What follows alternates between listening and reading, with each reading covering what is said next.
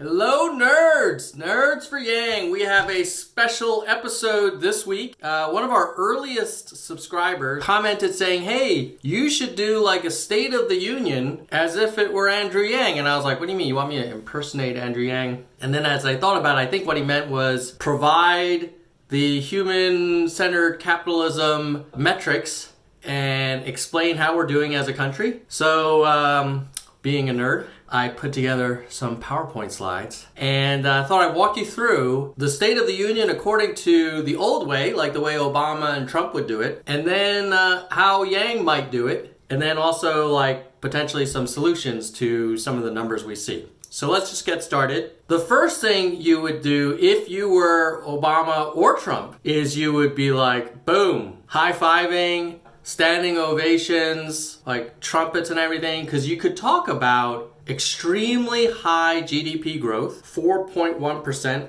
as Trump calls it, amazing numbers, which they are. They are pretty amazing. Stock markets hitting very nice record highs, at least before the trade war. And then unemployment at its lowest rate in nearly 50 years. So when you think about those three numbers, you're like, wow, we are just killing it. Like everything's perfect. Here's a chart showing unemployment over time. You see really, really terrible unemployment around the time of the financial crisis that started in 2007, 2008. And then remember at that point, like people were talking about financial apocalypse. And then from say 2010 forward, the unemployment rate keeps going down and down and down. And this year, if you look at GDP, you can see back in, early 2000s, like 2000, before the dot-com crash, at the height of perhaps the dot-com boom, we had growth of around 4%. Then it took that big old dive, negative growth around that financial crisis with all of the lending and the GM and Chrysler declaring bankruptcy. And then around kind of 3% during 2010, 11, 12, 13. But right now we're at over 3% growth. So you're like, wow, that chart looks good. And then finally, stock market, huge growth there.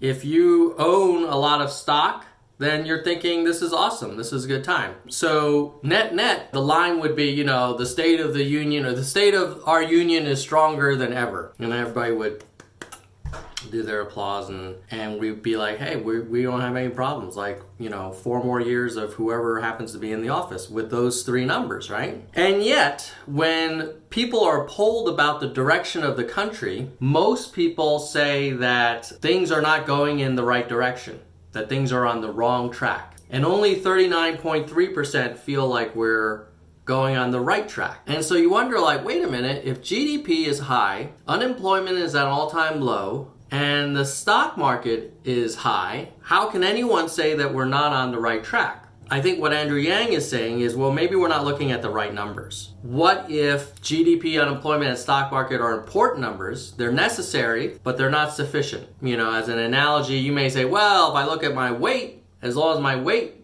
is in a certain zone, like I'm healthy, but you may have super high cholesterol, all kinds of problems. Just because your weight's under a certain number doesn't mean that things are going great. One of the things that Yang proposes with his kind of human-centered capitalism approach is, what if you looked at additional numbers like median income, labor participation, like how many people are actually trying to work, life expectancy, state of our infrastructure, air quality, things like that. So then you could say like, wow, is success for America just low unemployment, high GDP, high stock market growth? Or should it include these other things? I think with respect to stock market, I think around half of US citizens don't have any meaningful ownership of equity markets. So when the stock market goes up, for half of the country, it's not really a big change for them. So let's look at median income. There's two ways to look at this chart. If you look at the red one, you say, hey, we're winning. We're kicking butt like USA all the way, right? That's not adjusted for inflation. So that's like saying, oh, I'm making this many dollars and in, 50 years ago, I made less than that, so I'm better off. But obviously, the cost of milk, the cost of property, the cost of healthcare, the cost of fuel, the cost of, day-to-day living expenses has gone up. If you adjust for inflation and you just have constant dollars, then you look at the blue line. That represents median income. So if you took everybody in America and you stacked them in order from highest income to the lowest income, and you looked at the middle person, the median, what you would find is that it's pretty much the same. The middle person in the year 2000 and the middle person in the year 2018 is able to buy the same amount of stuff. Even though the dollar value of their income appears to have gone up 50%, their cost of living in those 18 or 19 years has also gone up 50%. So you'd have to say, wow, median income does not look that great. If after all of these years of this amazing growth, we're still exactly where we were in the year 2000, at least for the median, for the middle person, that could be a problem. Now you might argue like, well, I don't care about the middle person, I just care about the top 10% or the bottom 10%. You got to pick a number somewhere. Median is one that seems fair to kind of go over like, well, how's the country doing? If you kind of pick the middle person, are they doing better than they were 20 years ago? Answer is no. Then you could look at wealth distribution. So this is a chart that shows how much of total American wealth is owned by the top 1% and then the bottom 90%. You might as well call this the Bernie Sanders chart. I know he always talks about the top 1%. Let's look at it. In 1962, the top 1% of the country and the bottom 90% each owned about the same amount. So the top 1% owned around 35% of the wealth, and the bottom 90% owned another 35% of the wealth. Now, if you fast forward to 2016, you now see that the top 1% own over 40% of the wealth, and the bottom 90% own just over 20%. So that's almost like a 40% drop in their ownership of the wealth. Now the top 1% goes from owning a little over 30% of the wealth to now owning over 40% of the wealth. So that's probably like a 30% boost in their fortunes. Now, I'll leave it to you to make your own determination. Like a lot of people would say, hey, that's fine. That's the free market. I don't care if the top 1% owns all of the wealth. But I think as a country, what you'd rather see is some stability. You'd like to see people moving up based on hard work and growth in the economy overall. But you wouldn't want to see more and more concentrated into a smaller number of people. That would be like all of the wealth being in King's Landing, and then the people of the north and the people on the islands having no money. So you've got wealth spreading out and concentrating in that top 1%. Next, labor participation. So here's kind of like unemployment's dirty little secret. Yes, the unemployment rate is super low right now. It's lower than it's ever been for a long time. But the way they calculate unemployment is they only consider the people who are actively looking for jobs. So if someone says, you know what, I'm not looking anymore, I'm gonna do early retirement, or I need to go on disability, or I'm just giving up, where those people are no longer participating in the labor markets. And that is at an extremely low number. You see, around 1997, 98, it was around 67%, and now it's dropped to under 63%. So that 4% drop is around 1 million American adults who are no longer in the workforce and have just given up. And so if people are not even trying to work anymore, that could be a concern. And then lastly, if you look at life expectancy, this is from Japan, Canada, France, UK, Germany, and US.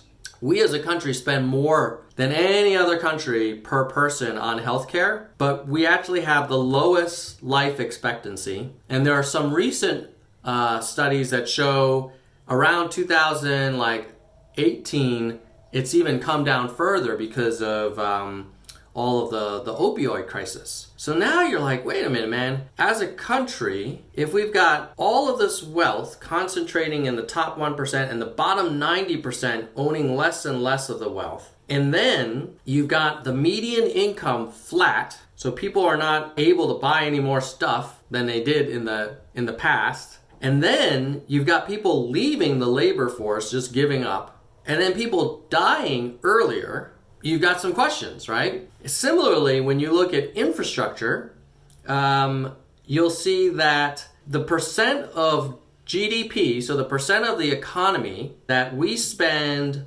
on infrastructure like airports, seaports, railways, telecom, water, roads, power, is 2.5%. And it's, if you look at China, it's 8.6%. If you look at the developed Asia markets, it's 4.6%. Middle East, it's 4.3%. Now, to be fair, we are a pretty well-developed country. And so you could argue like, hey, we don't need to spend a lot more on infra the way China does because China, so much of the country is not developed. So I buy that. We don't need to be 8.6. But check out this other slide. And this was done by McKinsey, the management consulting firm, the McKinsey Global Institute. And what they did was they looked at each country and how much they spent on infrastructure as a percent of their GDP. And then they looked at the gap between how much was spent and how much that country actually needs to kind of meet modern standards. And if you look at the US, we spent 0.7 percentage points less than what we needed. So even though we spent looks like 2.5, we probably should have spent 3.2%. And when you're like, hey, that's just 0.7%, just remember that we have a $20 trillion economy. So 1% is 200 billion. We probably spent 150 billion less than we should have on infrastructure. Yet you look at some countries like Japan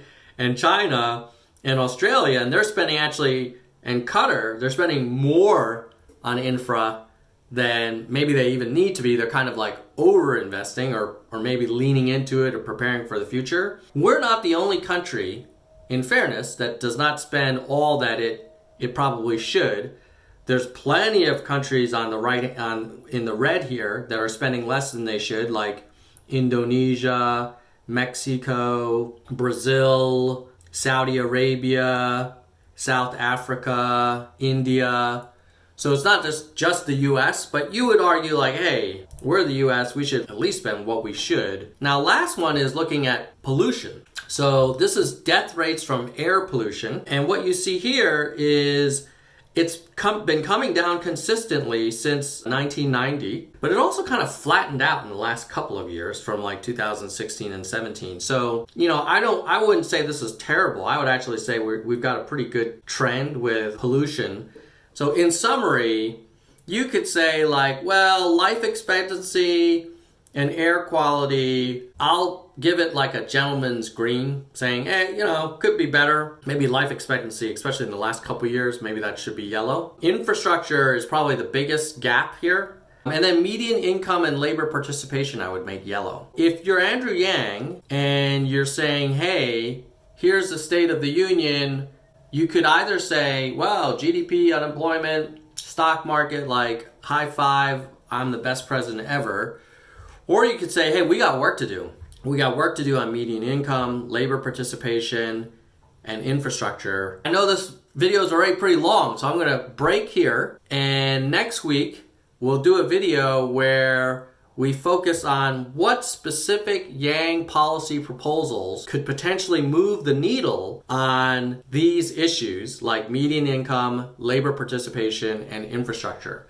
But for this week, here's what I'm hoping you're taking away, that depending on what metrics you look at, the country's either kicking butt or, has some serious long-term trends that we need to reverse. The truth is probably in the middle. The truth is probably like, the country's doing pretty good. Who doesn't like low unemployment, high stock market, and high GDP? But we also need to acknowledge that if that stays the same, and yet you still have more and more wealth concentrating to the top 1%. You have more and more people leaving the workforce and just giving up and not even trying to look for a job. You have lower or flat life expectancy, crumbling infrastructure, and kind of like flattening air quality. That's not being a hater. That's just saying like, we can do better. And we should always strive to improve. So hopefully this was useful. That's my State of the Union based on Human Centered Capitalism metrics. If this was useful to you and you found it interesting, please subscribe, share this video, comment, let me know what you think. And I will see you guys next week for a specific deep dive into what from Yang's platform could address these issues. And maybe I'll touch on a few of the other Democratic candidates to kind of see what they might have proposed or are proposing to address these issues as well. In the meantime, nerd power. Nerd power!